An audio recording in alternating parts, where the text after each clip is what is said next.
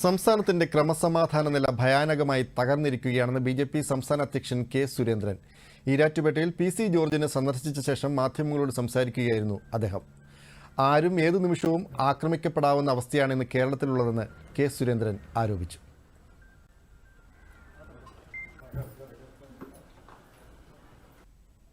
നമ്മുടെ സംസ്ഥാനത്തിന്റെ ക്രമസമാധാന നില ഇതുപോലെ ഭയാനകമായ ഒരു സ്ഥിതിയിൽ ഒരിക്കലും ഉണ്ടായിട്ടില്ല.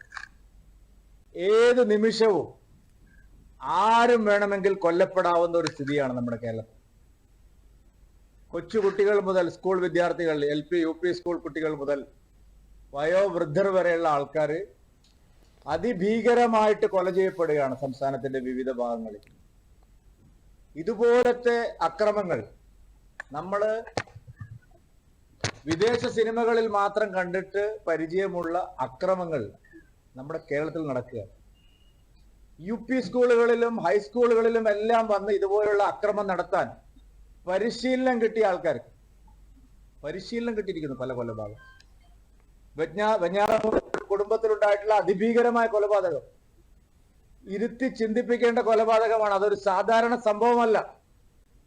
വിദഗ്ധമായ പരിശീലനം എവിടുന്നോ കിട്ടിയിരിക്കുന്നു എന്ന് വേണം കണക്കാക്കാൻ. വൻതോതിലുള്ള മയക്കുമരുന്ന് സംഘങ്ങൾ